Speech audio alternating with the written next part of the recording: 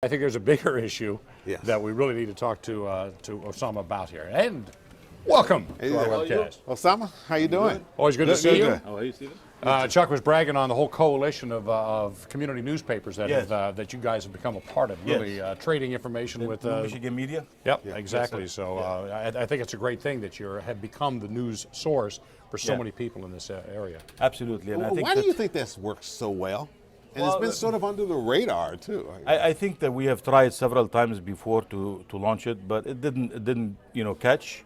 The fire did not catch. So the last 5-6 years, I think we've done something pretty good where we were patient enough, and then the issues have become clearer and better. More visible to us that we have to get together in order to start marketing ourselves as not individual organization or newspapers or outlets, but as a group, and it worked out.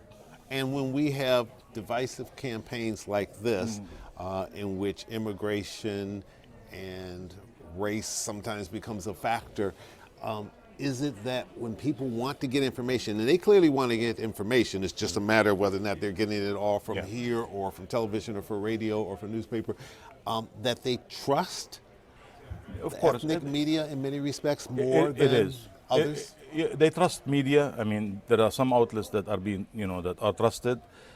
Certainly, I would like to see Channel 7 as one of them.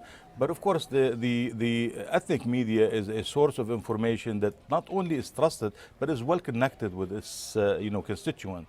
As far as the Arab American community is concerned, I live in the community. I work daily in the community. My reporters are focused on our community. So we know the issues. We are in touch with the community, and we know what the community feels about these issues, how they are reacting to certain things that's happening in our country. And we cannot be isolated because we have some common denominators with other ethnic media. For example, we agree with the Jewish news and the Latinos and the the Asian, and also the Michigan Chronicle on civil rights. We probably disagree on maybe taxes or maybe economy, or on some of the issues that may come up. On the RTA, for example, we have all of us endorse the RTA. We believe that it's good for the minorities and the ethnic community.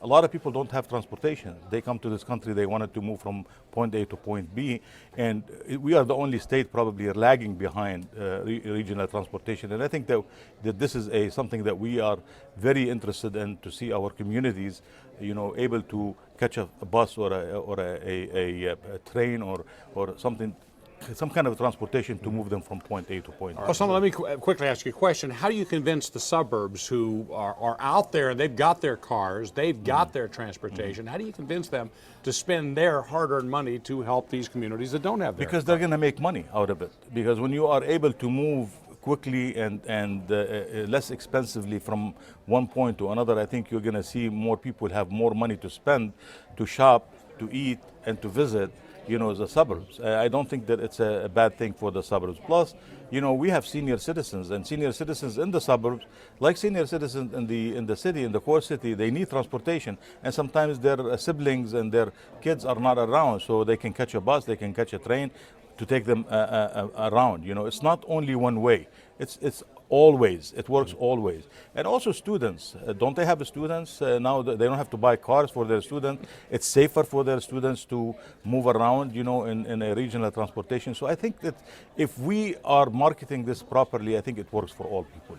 Arab Americans have clearly become a part of this campaign, whether they wanted to or not. And I think I saw something on the news today. Was it Royal Jordanian Airlines?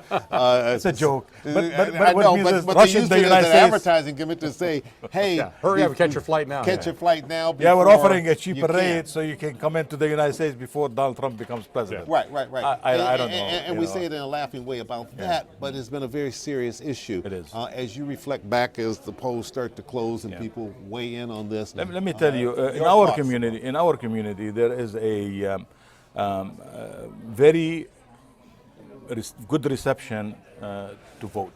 They're out. The turnout is unprecedented. And I believe that in the Muslim community, that usually the turnout is about 40%, 45%. In general election, we're going to be around like maybe 55, maybe 60%. So the turnout is very high. And thanks to Donald Trump and the campaign that he launched, I think people are motivated, not only in our community, but in the country in general, in order to determine which way this country will go. Now, I am optimistic that we will go in the right direction. I'm not going to say which direction it is, but everybody is ready to accept, the consequences of this election. If we go a right turn, I believe that we're going into let's trouble. be clear. You feel a right turn would be a vote for Donald Trump. That's correct. Okay. And if we go straight, I think we should go a little bit to the left in order to start gathering some of the pieces that we have, it has been broken, this election. We have a country that's broken. We have a country that's divided. We have a country that it's hurting. And I think that whoever is the president, the next president, is going to do a lot of work in order to repair the damage. How closely is this election being watched in the Mideast?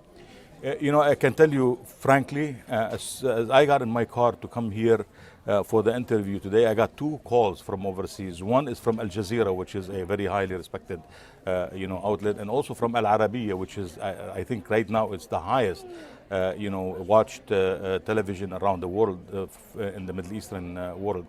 And both of them called me while I was driving in here to ask me about the election. So it's being watched in an unprecedented way. And I think that Facebook and Twitter is right now burning with after 8 o'clock probably will be much more, looking into this election, how this election is going to turn out, and what kind of consequences the election is going to have on the Middle East. Because as you know, our country, believe it or not, or they admit it or not, we are involved. Our fingers are all in the pie, everywhere in the Middle East. And how is this going to affect the Middle East and the future of the Middle East is yet to be decided in this election. We have about 6 minutes left. The polls are open still, so if you haven't gotten out to vote and you're within 6 minutes of your polling place, now. And after 6 minutes, we are silent, and then we listen to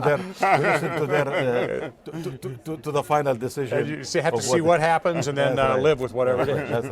That's right. Osama Thank you Siblani, very much. thanks so much for Appreciate coming it. in. Pleasure seeing you. Always Thank you so much pleasure. for coming in. Appreciate it. Thank you very Good much. to see you again. Osama Siblani, publisher of the Arab American News, which is based in Dearborn, Michigan, which you've heard an awful lot about every time you